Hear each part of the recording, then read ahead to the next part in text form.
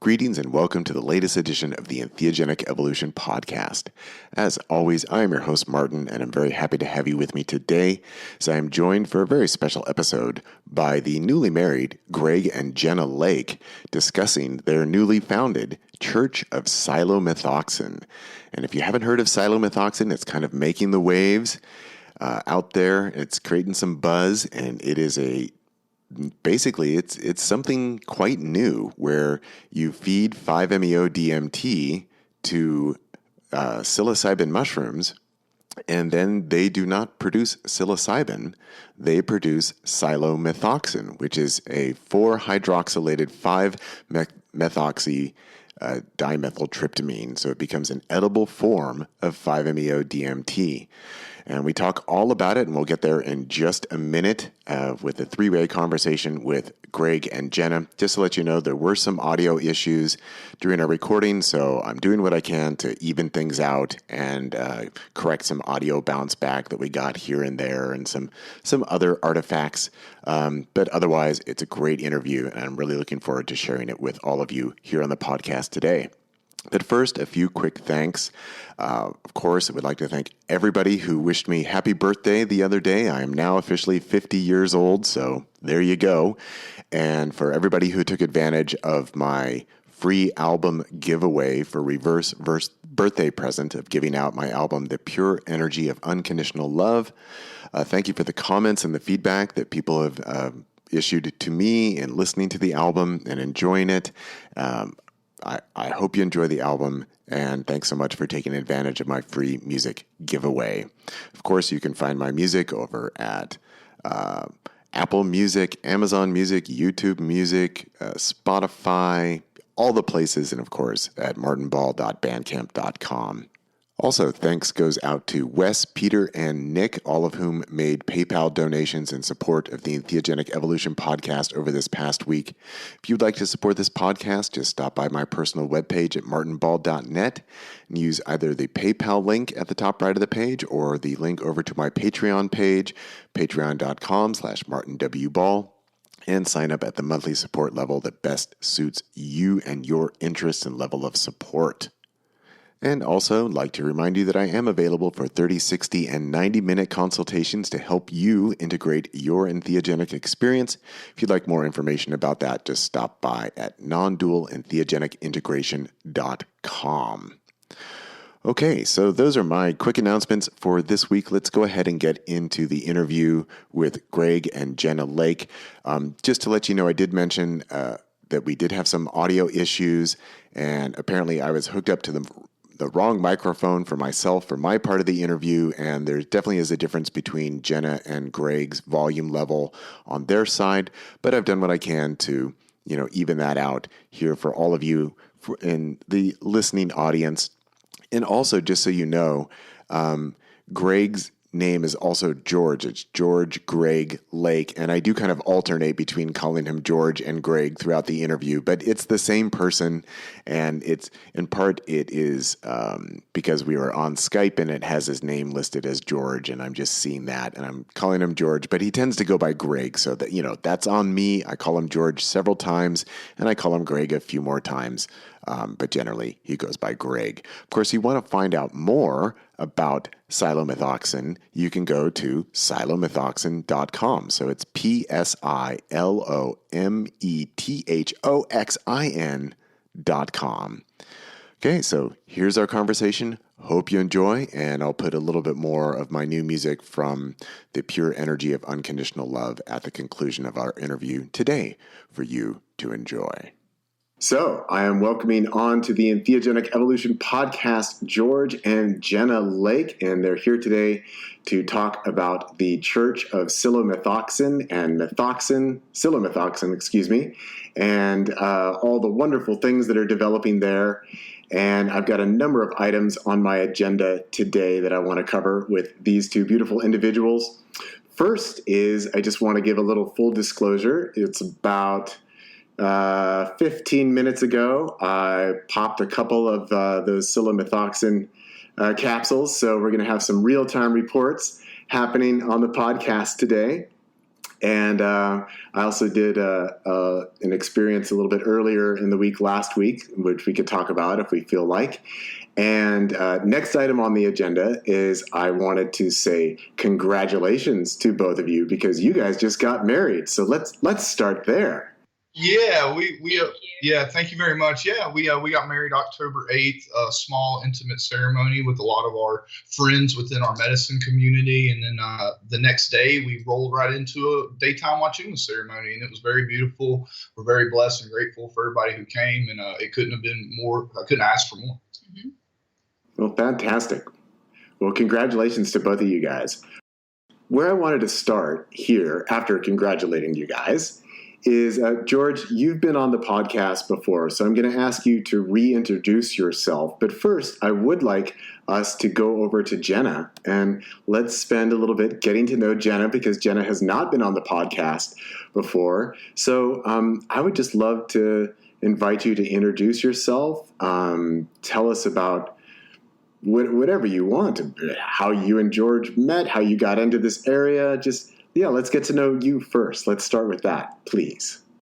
Okay, hello, I'm Jenna. Yay. So I've been in the medicine space or the psychedelic community for probably about 5 years now. And so my journey started just in a deep healing, as most of us do. You know, we've whatever was working in my life, whatever was happening in my life wasn't working. So I sought healing and got into ayahuasca and plant medicines, and that just led me on a big path of self-discovery. And, I have my yoga teacher certification and breath work. And so I just kind of dove into the entire healing modality. And I'm right now practicing hypnotherapist. So I like to just really, I think the integration part is my favorite part of this space. So I really dive deep into that and energy work as well. And Greg and I met, it's actually a cute story, I guess.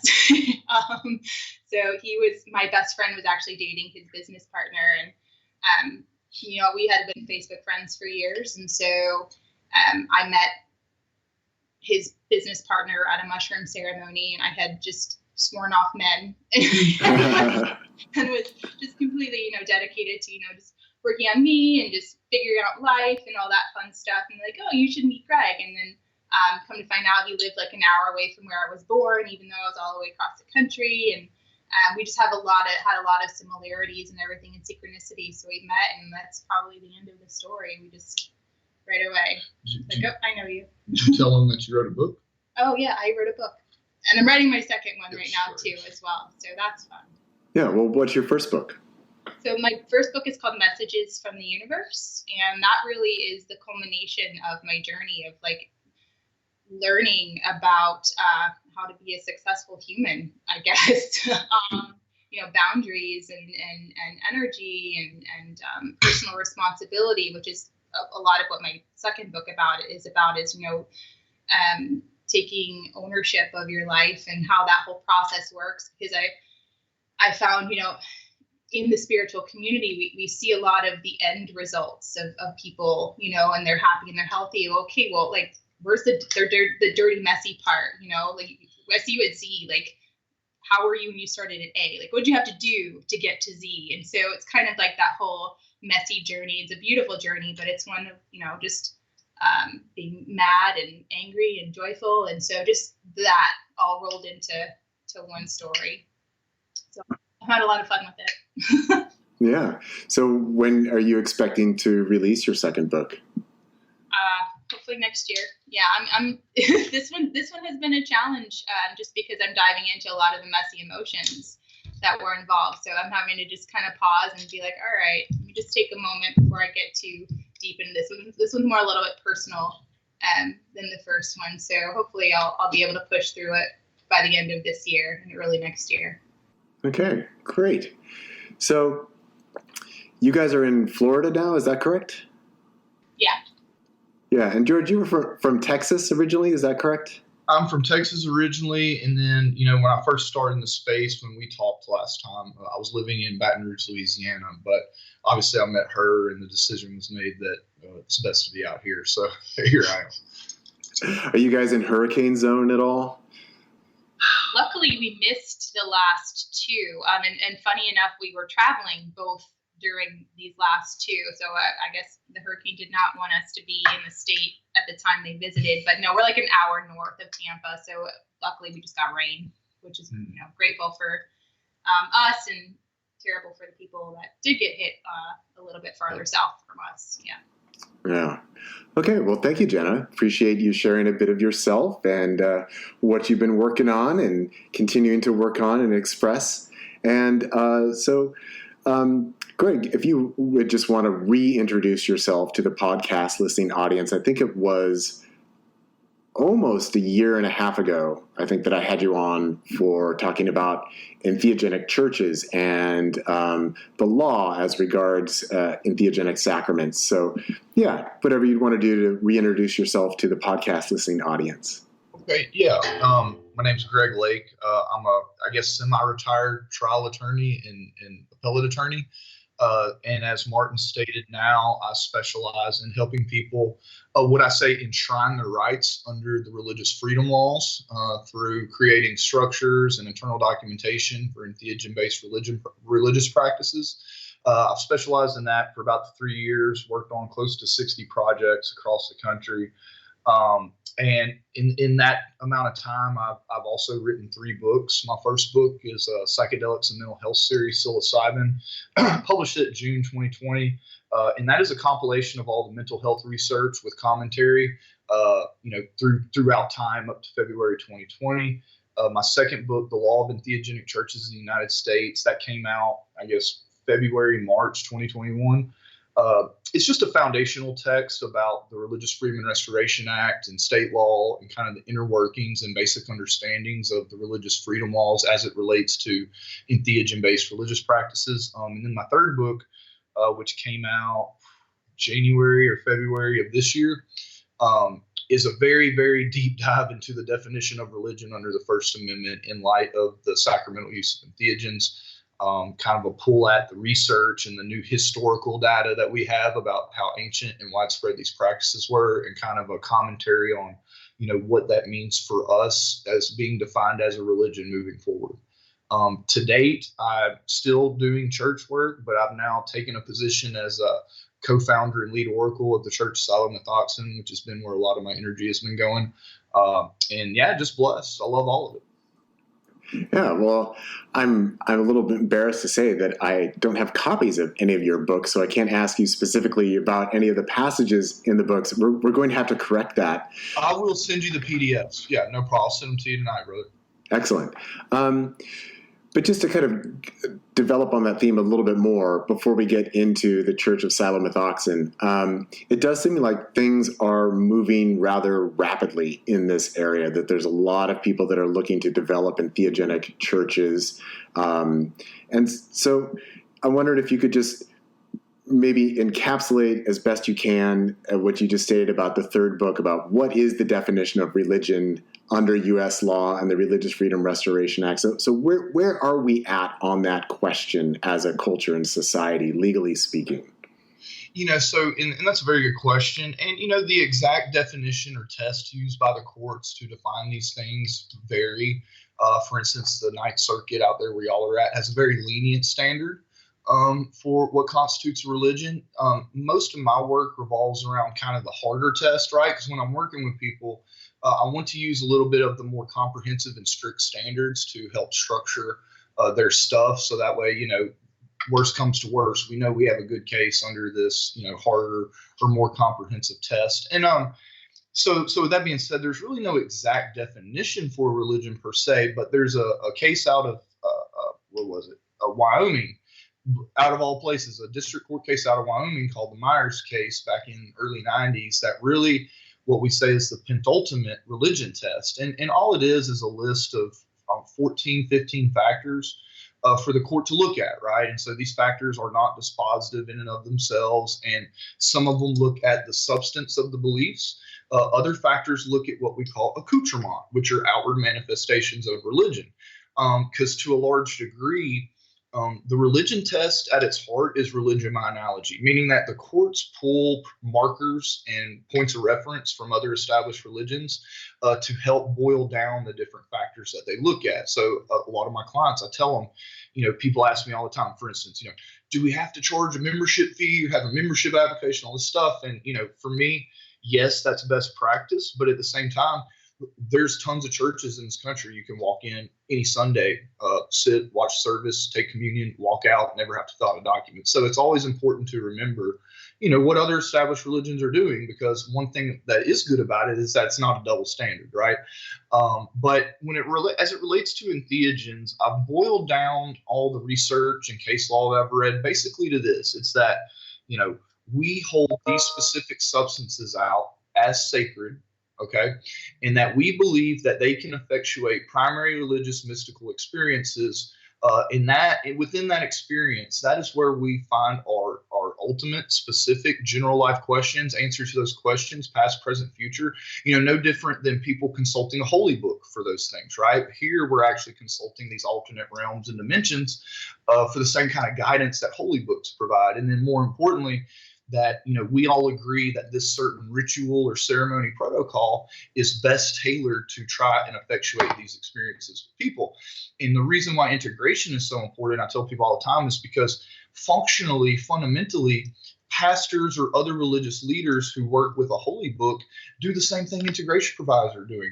They're working with a book of religious experiences, trying to explain them to you and what it means to your life today. Is no different than an integration provider working with your primary experience, right? Or within a group working with your primary experience, helping you make sense of that to both your life today and past, present, future. So, that's the best way I can kind of boil it down and describe it for people. And again, with an emphasis on integration, because it's one of the more religious type practices that people do in the space.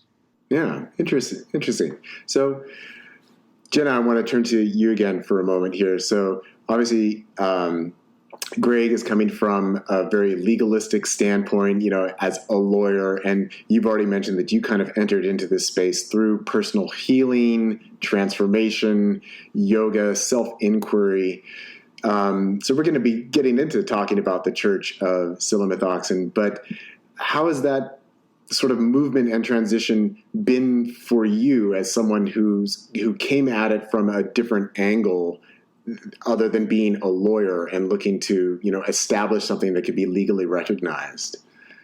Yeah, it's broadened my perspective for sure, just because you don't really think about that when you're doing your personal practices, like the overall general arcing society as a whole, and just watching what he does.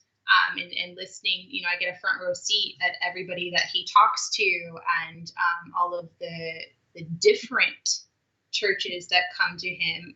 It's actually kind of bolstered, the need for the legal establishment of religions. Just, I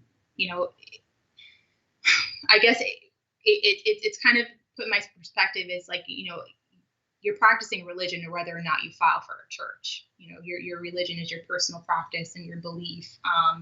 But it's made me see the importance of founding that, because the wave that we're going into, that the movement that's coming along, with the entheogenic based churches, it's extremely important, I feel, to our culture, and making it normal. And in this way, I've kind of got to see it become more accepted in the wider community this way. So it's just been a really interesting front row seat to kind of see that I don't think it's really done anything for my personal belief, just because that's already there, but the overarching impact that's making in not only in our local community, but across the nation is just fascinating to watch it becoming more and more accepted this way. Yeah, and it's kind of like you guys are at a very interesting nexus, both personally and culturally and society-wide, where we have people who have gained benefit through their individual experience and maybe their ceremonial experience, their self-inquiry, and then this movement towards entheogenic churches and the establishment of laws and organizations. This is all happening, that we're at such an interesting time. Like, one of the things that I reflect on a lot these days is I'm just about to hit the completion of my 15th year of doing this podcast, and how, back when I started, well, we had Santo Daime Church, and we had the Union do Vegetal, and we had the Native American Church, and that was about it in terms of entheogenic churches.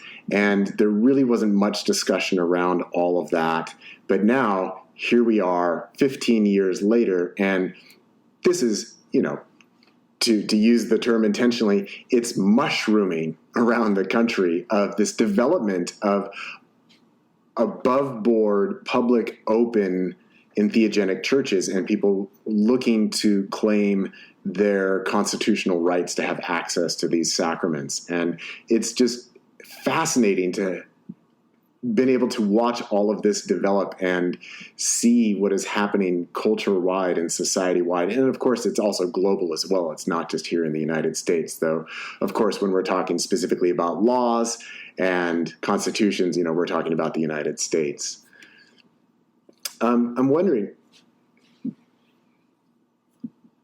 I'm sorry, what was that? Congratulations on doing this for 15 years. That's awesome. Yeah, I've really been thinking about that a lot recently. Just thinking like, my God, I've been doing this for like 15 years. And part of the joke is that I have to get everybody on Skype.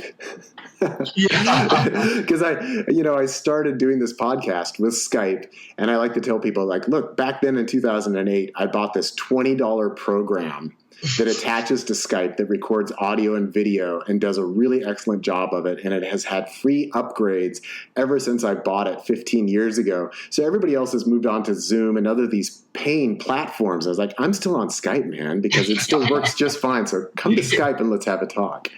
I'm curious.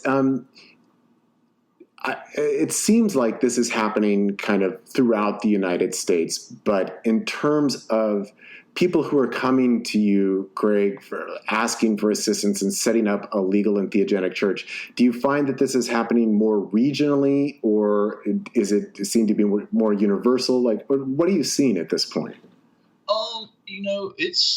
It's for sure spread out all over. Now, there are certain pockets where I find that churches are more concentrated, such as on the West Coast, in Arizona.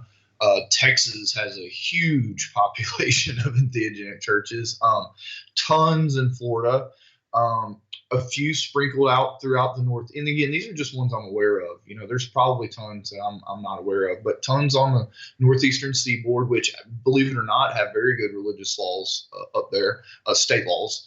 And then there's been a few in the Midwest that I've worked with. I think the Midwest is probably the place that needs, some growing to do, understandably. But I even talked to a lady in Missouri, Springfield, Missouri today, and she's like pumped, ready to get a community started, And so, it's spread everywhere. And, I tell people this all the time. Some people scoff at me, but I'm serious. I believe, from my point of view, within the next 5 to 10 years, entheogen-based religious practices will be the dominant one. Yeah, well, I think that the motivation and the inspiration is there. And especially, what we've seen over many decades now is people being disaffected from traditional mainstream religion, that is really going away in a lot of sectors of society, particularly in the Western world, not just the United States, but also Europe and other places where they're not interested in going to hear a lecture about some 2,000-year-old stories, but the appeal of actually taking a substance that generates and gives access to a direct spiritual experience, that has a lot of appeal to people. And another thing that I've seen in the work that I've been doing is that, I've been working as an integration coach and consultant for a long time for people. And something that I'm seeing a lot more of now is actually people who are in their older years who have never been interested in psychedelics and maybe left religion when they were a kid, and they're now going and saying, well, I want to have my ayahuasca experience. I want to have my 5-MeO experience, and I'm looking for a supportive place to do it in. And that's where entheogenic churches really could provide a social service that is in only increasing demand at this point. Yeah, and along that point too is that, when done correctly, with all the people I've worked with who are really good about, setting all these events and ceremonies and stuff up, they build incredible communities. And people come initially for the ceremony, and sure, that's where kind of everything flows from there. But the community aspect of it, it grabs a lot of people. It grabs a lot of people, and they stick around for that. Yeah. So where you guys live in Florida, I'm just curious, how is your community there? And because it's interesting, because Greg, you mentioned both Texas and Florida, places which, politically speaking, tend to veer pretty hard to the right. And so it's a little bit surprising to hear that these are places where a lot of this is developing. So how about your local community in Florida? What kind of connections do you guys have right there? We are actually really, really lucky. We're by a city called St. Petersburg, St. Pete. And that, I feel like, is an epicenter of not only the psychedelic movement, but just new thought. And there's yoga and just sound here, like everything that you can think of in the entheogenic community is in St. Pete. So, and then that's like an hour and a half away from us. So I've been, that's been where I've gone to grow for years. So as far as location wise, we're in a pretty epic place for that. Mm-hmm. And there's just so many communities. Like, you can't, like, you look at an event for a weekend and there's like, there's 10 to 20 of everything going on where we are. So you never can miss an event for self-improvement or a ceremony if you needed it around here. Wow, fantastic. This is off topic, but have you guys ever been to the Dolly Museum in St. Pete's? Oh, heck yeah. Yeah, that place is really amazing. Yeah, so not connected to anything we're talking about here, but actually it's my wife's family that owns and runs that museum. No way! Oh, wow. That's awesome. Yeah. Well, tell them good job. I love it. It's pretty amazing, isn't it? I mean, you get in there and it's like the wall-sized pieces of the Dolly paintings is just amazing. I've only been there once, but it was really incredible. They unfortunately, I know they had that big tree outside of it where like people would tie ribbons and stuff. I think that one was lost in the hurricane, though, that big tree. Oh, that's sad. Yeah, it's such a beautiful place. Okay, well, let's start talking about psilomethoxin. Let's just kind of start with what is this? Where does it come from? Who figured this out? Because it's totally fascinating. And actually, just before I got my first little microdose, somebody shot me a message on Facebook saying, "Hey, have you tried this yet? We want to know. What is this thing?" So let's get into that. Let's start with, what is it? Yeah, so that's a very good question. So psilomethoxin is a 4-hydroxylated version of 5-MeO DMT. It was first synthesized in 1965 by the Pasteur Institute. In order to synthesize it requires a very intricate 10-step process that takes close to 3 days, from what I'm being told. And so because of that, it never really was picked up. So, 1965 was not too long before the Controlled Substances Act, too. So that obviously probably killed any chance that was going to get any attention and ran with. So as far as, and again, this is just the history as far as we know it, is that, past that point, it kind of went into the history books. And, no one, especially anyone who's wasn't wanting to try to do that because of the legalities involved with it. And then in 2007, Alexander Shulgin, on his website, cognitiveliberaty.org, published a response to a letter he got asking about psilomethoxin. And, he noted that there were people in Germany who at the time were feeding other synthetic tryptamines to mushroom substrates and getting 4-hydroxylated versions of it in the mushroom fruiting body. And so in that letter, the person asked, he said, "I theorize that if you throw or were to mix in 5-MeO DMT salt to a growing mushroom substrate, that it would produce psilomethoxin." And so that kind of got stuck back on the internet, I guess, just kind of shoved away in the internet somewhere. And Ian, my law partner, stumbled across it. And Ian, being the person he is, had access to the resources to try this. And so, so it was tried. As far as we know, it was successful on the very first run. Obviously, we've tweaked the process and are continuing to tweak the process as we move forward. But yeah, I mean, I'll never forget the first time I received some. They were mushroom fruiting bodies dried, but I mean, I noticed there was no bluing or any kind of bruising on them, right? So I was fascinated, and within a couple of weeks, took my first dose and said, "Man, this is incredible." And I'll say this is that I was never a real big microdoser ever. I was more of a let's go deep occasionally type person, but working with the Psilomethoxin microdoses is just, I mean, been incredible. Yeah. So I don't know if either one of you are able to answer this question, but it certainly is a very interesting question. I mean, we don't have a mycologist or a botanist here, but the idea that you could take 5-MeO-DMT and you just introduce that into the substrate of the mushroom, and then the mushroom produces 4-hydroxy-5-MeO-DMT while also not producing 4-hydroxy-DMT, which is psilocybin. I mean, how does that work? Why does the mushroom make a 4-hydroxy-5-MeO-DMT but not 4-hydroxy-DMT? I mean, that's so fascinating.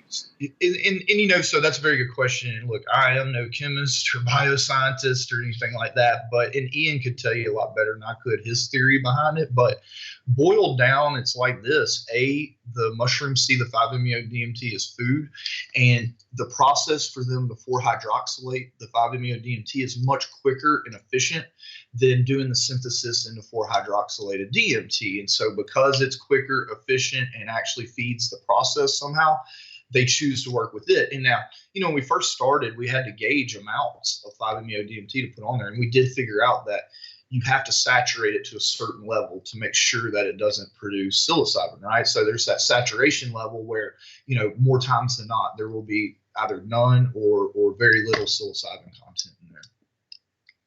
And Ian has a great theory, and I hope I'm not misquoting him here, but the molecules themselves, psilocybin has N-and-DMT in it, of course, but then you have it. So the hierarchy of molecules with 5-MeO being on the top. So it kind of like hijacks the process and takes over with that. So that's, one working theory too, is that, you have a greater molecule here that's going to just kind of take over and insert itself in there. Yeah, which is interesting because from the phenomenological level, that's also how 5-MeO tends to operate. That if you've already started with something else and then you take 5-MeO-DMT, it's probably going to turn into 5-MeO-DMT. One of the things that I learned years and years and years and years and years ago was that combining DMT and 5-MeO-DMT together and taking them at the same time, I personally found to be worthless because it would just turn into 5-MeO. There was no element of DMT left because the 5-MeO would just overpower and say, no, I'm here.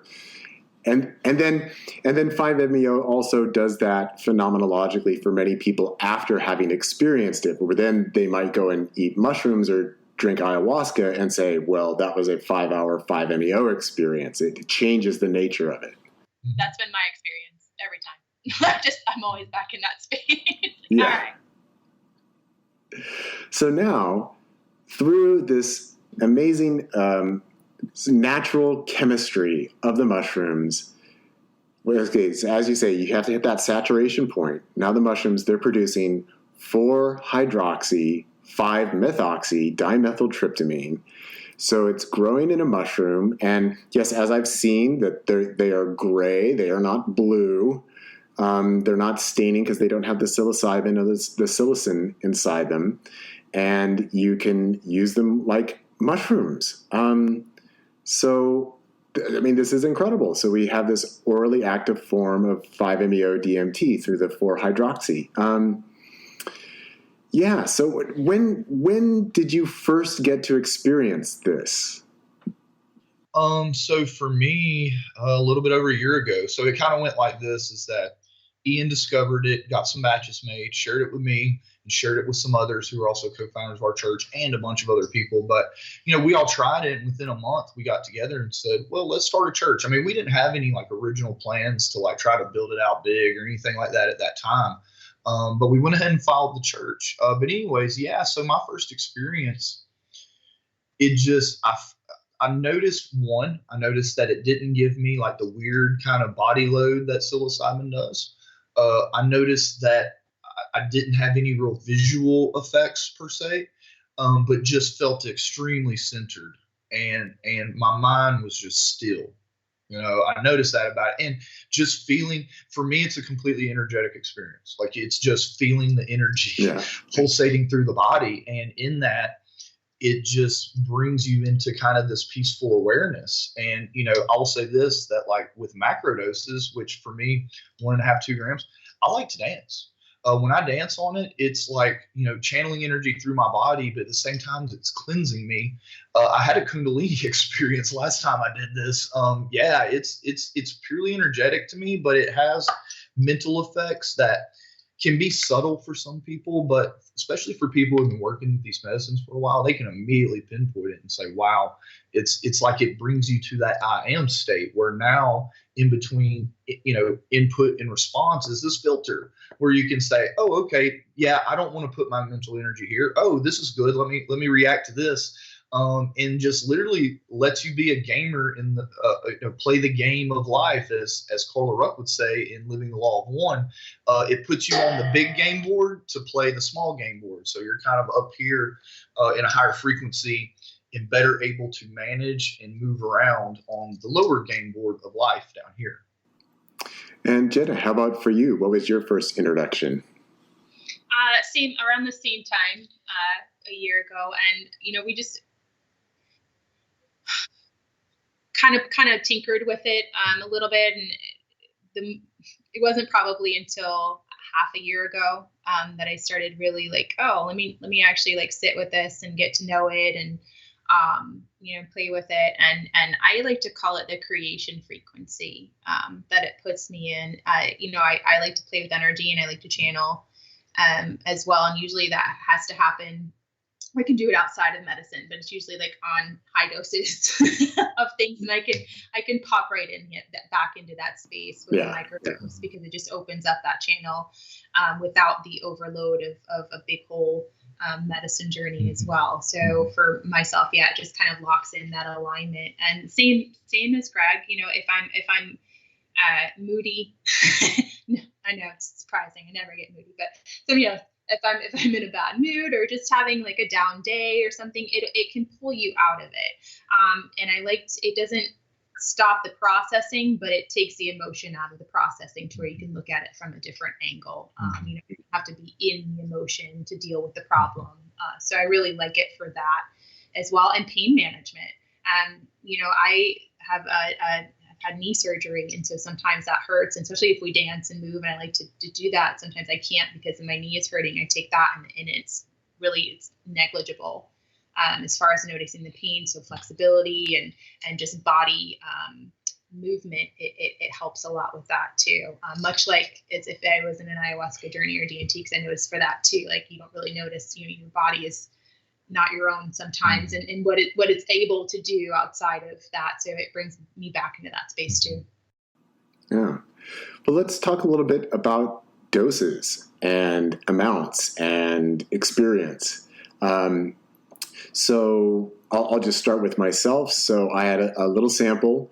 I had 3 capsules. I'm not quite sure how large the capsules, what's contained. They seem to be like kind of large capsules, but I'm not sure how much is in each one. And so this was last week. I took 3 on an empty stomach in the afternoon. I had eaten some breakfast and had some coffee earlier in the morning.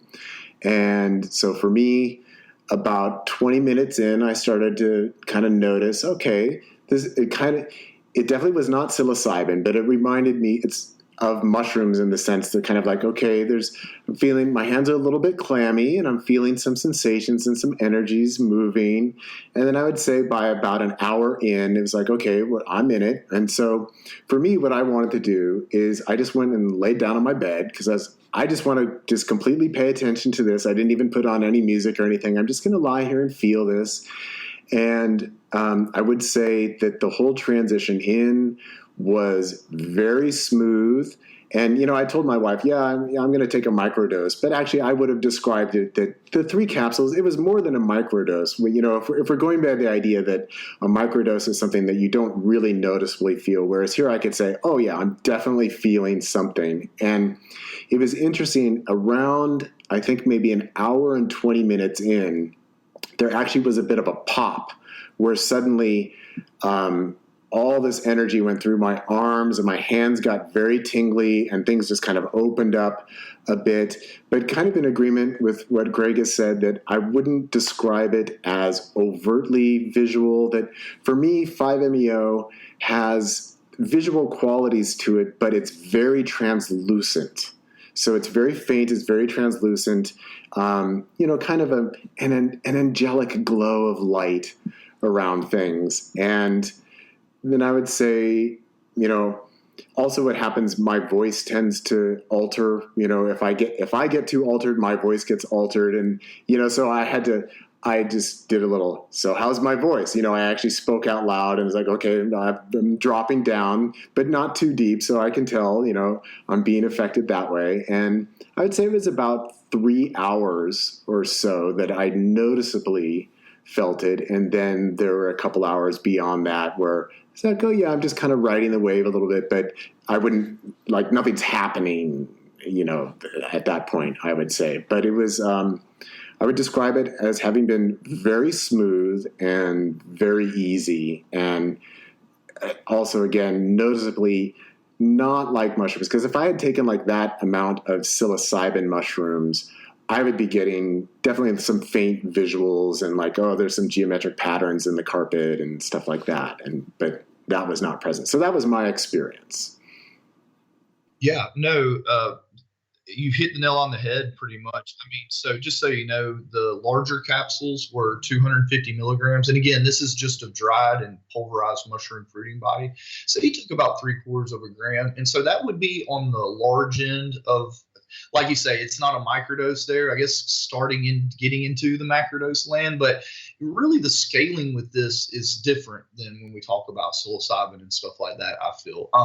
For me personally, I wake up in the morning, I do a water prayer, and then I eat breakfast, and then I take 300 milligram microdose.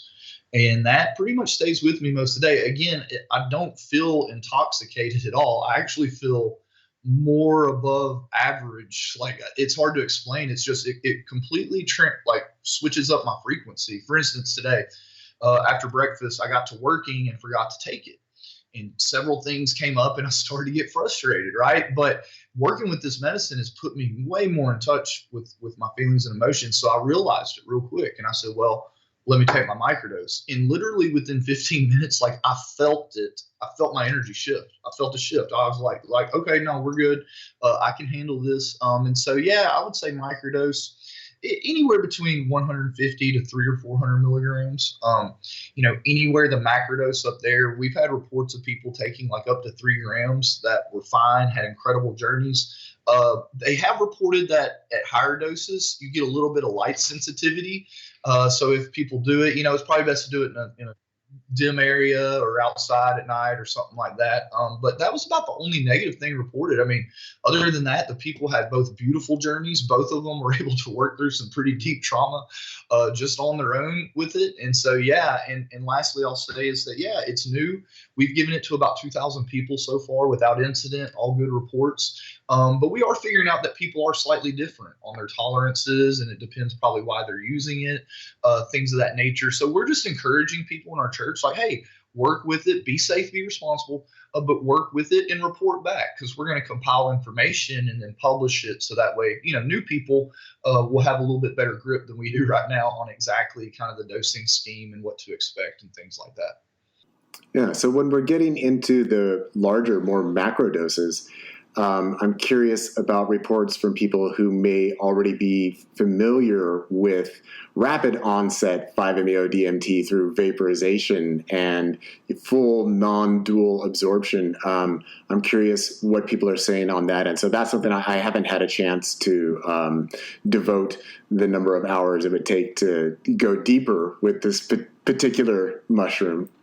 So and just so you know, when we first opened up the church, our first probably 100, 150 members were all people that were part of the conclave, right? All experienced 5-MeO practitioners. And, our feedback number one was this. They said, this is the A1 receptor modulator, this molecule, right? So this is way more in line with 5-MeO than it is psilocybin. So that was one of the first things. But, I think if you take enough of this, I don't know what the dosage is, you will get pretty much to the 5-MeO level. I don't think it's something to do that's desirable to do with this molecule. I really think at the 3 gram and below dose is really where the magic happens. I mean, people are going to be experimenting and we'll know more coming up. But, from what we know now, I always recommend really microdose it. But I mean, if you want to do a larger journey, like go ahead, that's perfectly fine. But the 5-MeO people did report this back. Here's what they said. They said, look, this is incredible for new people to 5-MeO. They give them a microdose, maybe 30 minutes to an hour before their 5-MeO dose. And what they're reporting is this. They say the come up less jarring because you're not coming all the way from baseline. You're kind of merging with the traffic. I guess I'd say so. People are it's way easier for them to let go working with psilomethoxin. And then they report on the back end, it flattens out the curve so you don't just drop straight down. People have a much longer period where they can actually recall their peak experience and start integrating that into their life. And so they've noticed that it's been great for people on the back end of a 5-MeO journey to really, really start to integrate that peak experience into their life. Yeah, very, very interesting. Okay. Before we move on, anything else you guys would want to say at the phenomenological experiential level with the psilomethoxin? I would say I've used it to even out moods. I think that's a big one too. And sometimes, if I need to take 5-HTTP for that, I'll actually use psilomethoxin instead. And that works just as well, if not better, to kind of level out my serotonin amounts and keep me on an even space. So just the neurogenic benefits of that are really positive in my experience. Yeah, I'll say one thing. It seems that, and this is, again, just anecdotal reports, we don't have brain scanning or anything, but many people, especially experienced practitioners, have quoted that they believe it actually has some neuroprotective, neurogenerative benefits. Yeah, and it seems to be something that tryptamines in general might be good for. And certainly an area that we need more study, more research in for people who have various kinds of neurodegenerative issues, Alzheimer's, anxiety, depression, and then actually potentially regrowing, rewiring, and nourishing the brain. Yeah, we are the tryptamine animals, so more tryptamines can help. Yes, absolutely. Okay, so let's talk about the church. So the Church of Psilomethoxin. What is it? What is it doing? Who's behind it all? And how do people get involved? Let's talk about it, because this is more than just the rollout of these particular very unique mushrooms themselves, but also this idea of this church. So yeah, we want to hear all about it. Okay, so the principals are the founders. It's me, Ian Ben Weiss, my partner, our other veteran cohort, Benjamin Moore, and then another veteran, Ryan Bajan. It's us four that got together and decided to start the church back well over a year ago. And so, yeah, the church, our main thing is getting people sacrament, right? So people sign up. There's a membership application. If we feel comfortable that you're being sincere, that you can be responsible working with the sacrament, we will accept you. And yeah, but the secondary to that is going to be, we're going to be having Sunday services, and we're going to be having very in-depth integration program. So for our Sunday and let me backtrack a little bit. So we're a non-dogmatic church.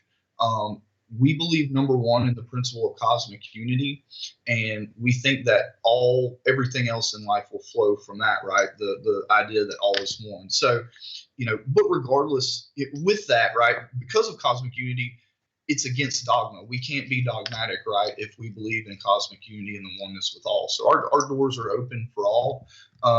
And so what we're going to do in these Sunday services is just start exploring. So, for me, when I really started to explore some of the answers to the more existential questions, what they call ultimate questions, right? Like, I really found a lot of peace in that. And to be honest, even today, my religious spiritual views evolve on a daily basis, but it's that every day I feel secure because I have some kind of answer that really helps me overcome the fear of death. And from there, we can all work back. So, we're going to be studying ancient religious texts, academic texts, all kinds of things, just exploring these questions together. And, we hope that people are able to find something that they like that's an acceptable answer to some of these issues and latch onto it. If not, that's great too. But it's really just being together in a loving container and searching for answers to these questions together, and obviously community and fellowship. So we're going to be doing a very in-depth integration program as well, right? Because integration for us is not necessarily primary. Working with the sacrament's the primary, but a very, very close secondary aspect of the practice there. So we're going to take it seriously. We're going to, create really good integration groups. And so, other than that, I'll say this, that, sorry, I had a cat. Yeah, what's the cat's name? Who's the cat? That's Bastet. Well, hey, kitty. Meow, meow. Yeah. She wants to be on the podcast too. Yeah. That's it. And one thing I will tell you is that we're going to be using our platform, our Sunday services, to raise money for other aligned third-party nonprofits. So, every Sunday when we do a service, we're going to pick another nonprofit, have them come give a 5-minute talk about what they do, and then leave a link in the description. And when we post to YouTube in the description, for people to donate to those organizations if they come and see it and, they feel so called. So that's another real big thing of ours, is that, yes, we have a yearly membership fee. It's $55.55, but we're really using that money to build this platform to help raise money for a lot of, other really good causes. So regarding the church itself, is this something that you have filed the paperwork for? Is this an official organization? And so this is something that, of course, we talked about in your previous interview of like, what are the steps and what is the process? But let's go ahead and let's review that now, because you're nodding your head that, yes, this is what we've done. So let's get the download on that again of like, what is this process of actually creating an entheogenic church and establishing it as being legally recognized? Absolutely. So I guess I'll say this from the start. You're still protected legally if you're engaging in a sincere religious practice. The reason why we formalize these churches is to provide some structure. And also, like I said, a lot of it's religion by analogy. So if a judge is looking at an organization that's completely underground, as opposed to one who's filed like other churches and gone through kind of the same hoops that all other religious organizations go under, that's obviously going to be a check mark in their favor, right? So that's one of the main reasons why we do it per se. But, again, to provide structure. So, first step is filing a nonprofit entity with your state. Some states have special religious nonprofit entities. Some states you just file a regular nonprofit entity. But that would be one, getting on the board, file with the state. From there, you want to generally work up at least 2 internal documents are the major ones. And one of them is the statement of beliefs. Okay. And what the statement of beliefs does is kind of lays out these foundational belief structures and stuff in such a way that you meet those substantive factors of the Myers Court. Right. And so that's really why that is. It's basically proving up your religion. Right, through the statement of beliefs. So for our church, we decided not to come out with a full statement of beliefs. Like I said, we're going to be searching for answers and stuff. And so what we plan on doing is to publish writings through our website. And then every 6 months, we're going to go back, pick the good ones, throw in some commentary and publish them into booklets. But normally most churches I work with, that would be the first thing. It's like, after filing, it's like, let's hammer out this statement of beliefs. And then, a set of bylaws. Every nonprofit, religious or not, needs a set of bylaws that govern the internal administration of the church. So we've obviously got a set of bylaws. And then, from there, it's really just, and let me say this. any entheogenic church, you're going to want to come up with really sound screening procedures and safety procedures, right? Because that's one of the elements of these religious cases is the government has to show that you're putting people at a severe health risk.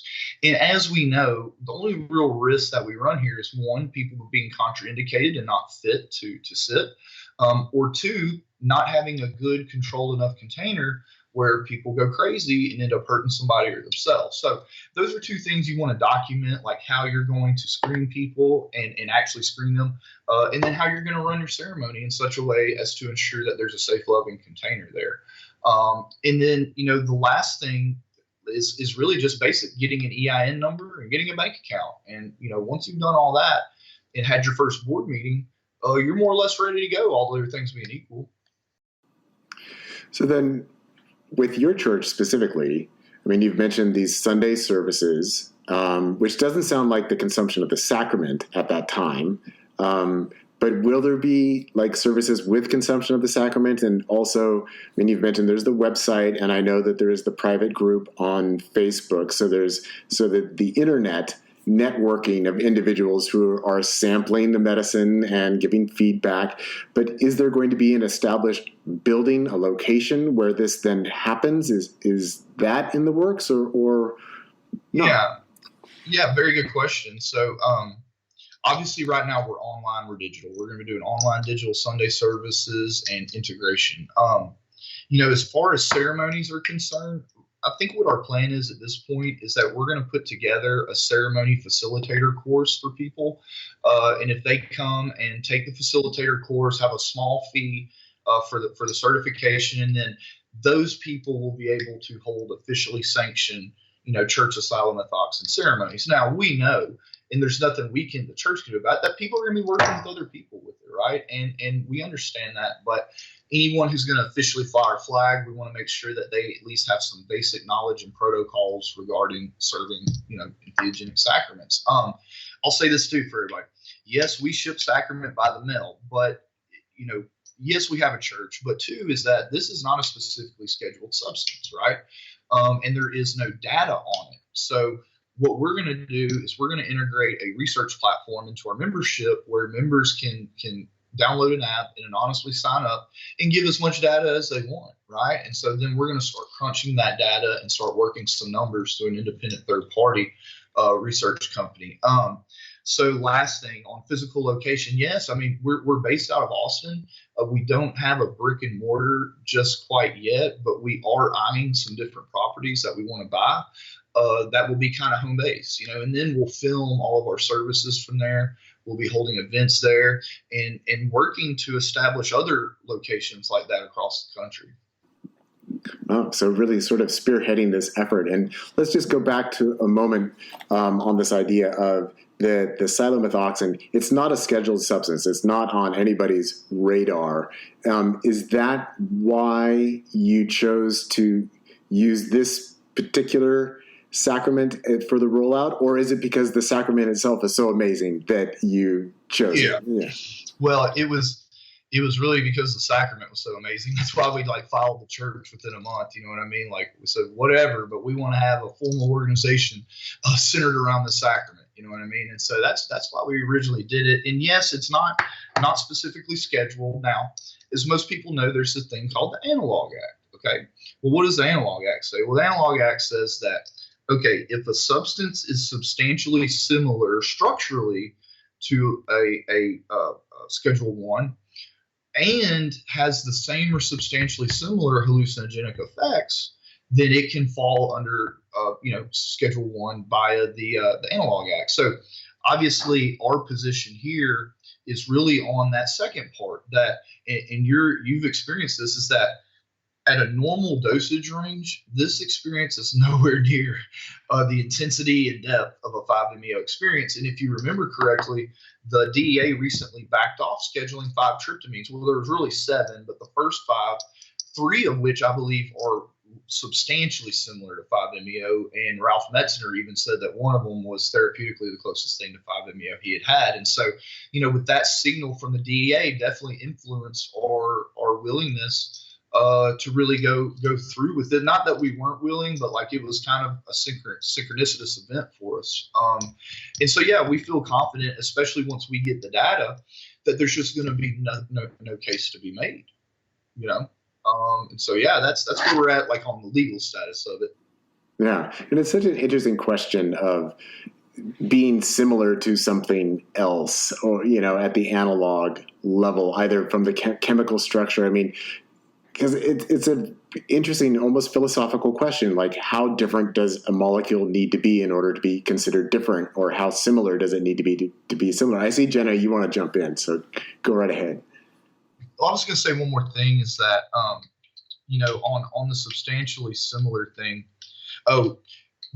there have been several times in courts across the country that the Analog Act has been held to be unconstitutionally vague, because in all reality, and even the courts recognize this, there is no way beforehand to determine whether you're covered under the Analog Act or not, right? So obviously that's kind of our first go-to thing, is that we could have scratched our head for 5 years, hired as many experts as we want, and would have never gotten a solid, clear answer on whether we fall under the act, right? So, you know, in this case, that would have been, you know, a prior restraint on religious freedom as well, you know, with the Analog Act. Go ahead, Lil, I'm sorry. I will say, just coming at this from a bigger picture standpoint too, Greg is really, and Ian and Ben as well, have done a phenomenal job of, I don't want to say getting ahead of, but thinking forward with the government, because we are implementing, you know, third party, like medical research, and I hope people realize and can take note of the significance is, if we can prove this is beneficial, then what about the other stuff that it's very similar to? I feel like this is going to be a domino effect with all of the data that we're gathering. This is going to help further the cause of other things too. So it's really cool to know that this is the beginning of something that's going to influence a lot of other things. Yeah, which is, of course, one of the reasons why I wanted to get you guys on and talk about it as soon as possible, because it's like, oh, this is just starting. We've got to talk about this. Yeah, Martin, I want to say a couple of things real quick. Is one, you know, for our church, you know, our position is this, is that back before St. Thomas Aquinas did his job to separate religion and science and medicine, back when the great alchemists and hermeticists were on this planet, you know, our position is that that's the proper balance, right? That science and medicine aren't completely separate from nature and spirit. And so, you know, for us, mixing the synthetic salt 5-MeO represents medicine, science, right? Mixing it in with nature, spirit, with the mushrooms, that literally we have a physical manifestation of this reunion in this proper balance. And so that's one of our main things about this church, is that, you know, we think what's healthiest for everybody is like that. There's actually a little bit of overlay there between science and you see in the psychedelic space, they are coming closer. But I think there's still a lot of headway to make. And, you know, for us, this represents that on this plane of existence. And so, yeah, I just wanted to insert that in there too. Yeah. And go ahead, Jenna. Yeah, go right ahead.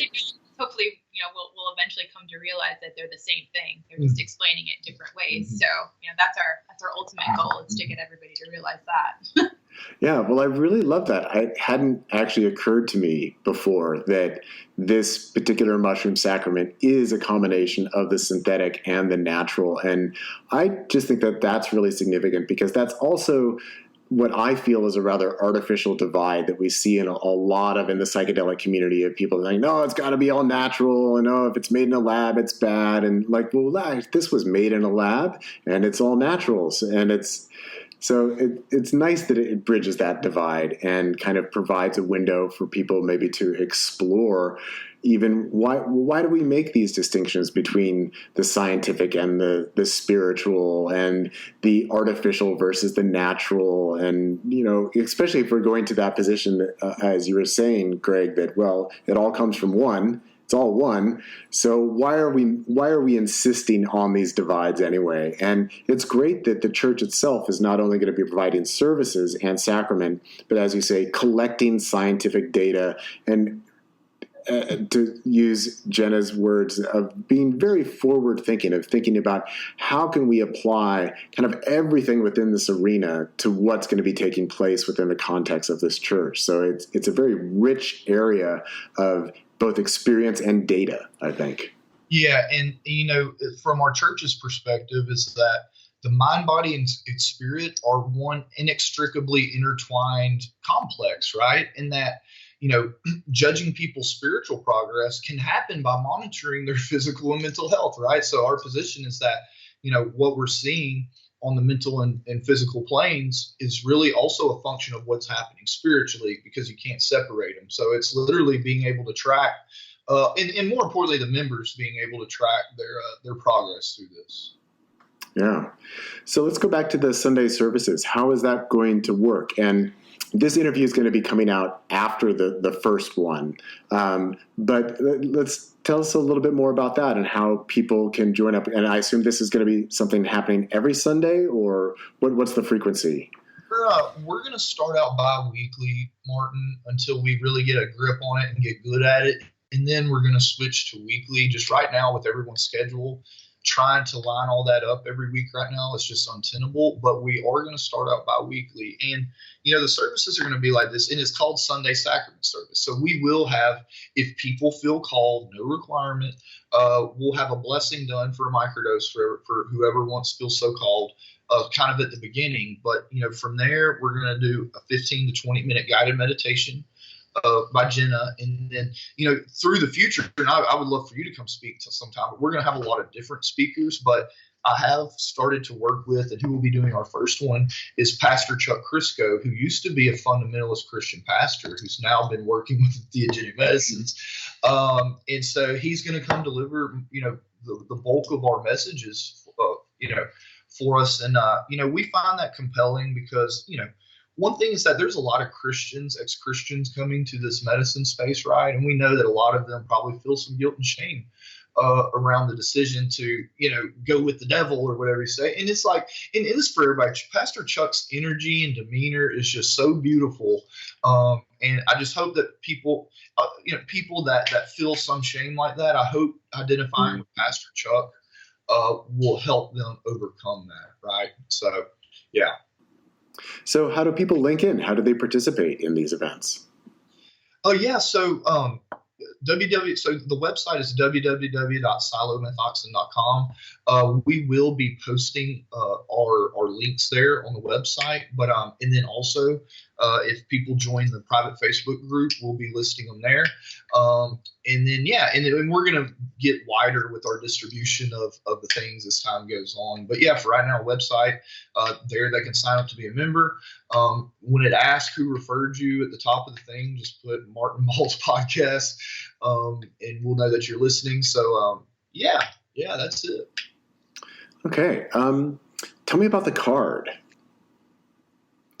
The card? Which card? There was a card. Hold on a second. Let me go grab it. Yeah. I know what you're talking about now. Yeah. Okay. The card. Yeah. Okay. Yes. So that is a doc card. And we've done that initially for all of our founding members. Included a doc card, and to be honest with you, I wasn't able even to get mine hooked up. I don't know. It's probably because of me. But apparently, when you get it set up, it'll have a link to the website. So when you refer people, they get the doc card, and then they can scan it and then be referred. So it's kind of a face-to-face referral card, really.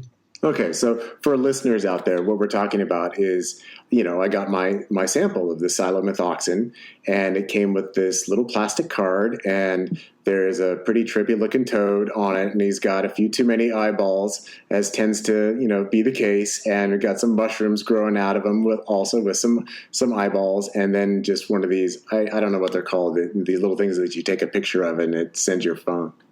What's that? QR code. Okay, yeah. Yeah, so I just wanted to ask about that because I was like, oh, what is this? And I haven't activated it yet. Hey, here you go. You can go to downtown Ashland and invite half the population. Tap that on their phone. Yeah. Here you go. All right. Well, I think we've just about covered the bases. Is there anything that I didn't ask you about that you really think I should ask you about, or that you want to share about the church and about Psilomethoxin or anything else on these lines? Yeah, just one thing. I know a lot of people are probably like, well, this hadn't been formally studied, or there's safety issues, things like that. And we're not going to represent that it's 100% safe, but other than to say, to date, we've distributed to about 2,000 people, about 25 to 30,000 microdoses, and have not had any instances of any negative side effect or anything reported to us.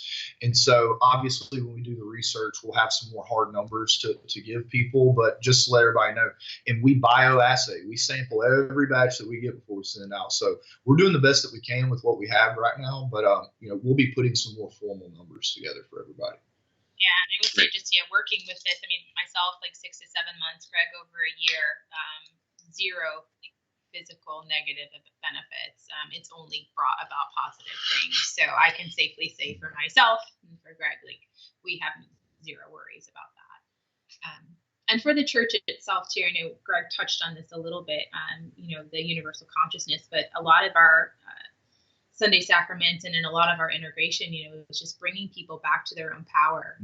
The I am, the really focusing on taking control and power over your own life and your own healing journey. And so I think that sacrament's going to be a really good modality for that. Yeah, and I'll just give the testament here that now I'm about an hour and 20 minutes in.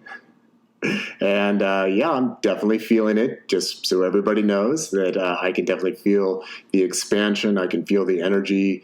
You can probably hear it's having a little bit of an effect on my voice at this moment. Yeah, so it's just kind of starting to open up for me right now. So I know that I've got next couple hours are going to be a little bit interesting, and there's going to be some stuff to feel. But thank you guys so much for not only coming on and talking about this, but for being so active in sharing this with others and creating this church and creating this network that's going to be exploring this, essentially this new modality of mushroom and 5-MeO interface. Yeah, and we want to say thank you, Martin. To us, you're one of the most experienced and well-known and well-written 5-MeO practitioners, really in the world. And so, for you to bring us on and have kind comments and stuff to say, we're extremely grateful. We appreciate you, and you're going to be a lifetime member. All right. Well, thank you guys so much. Yeah. Thank you. All right. And congratulations again on your marriage. Beautiful. Thank you. All right. Well, I'll let you guys have the rest of your night. We appreciate it, Martin. Okay. Bye.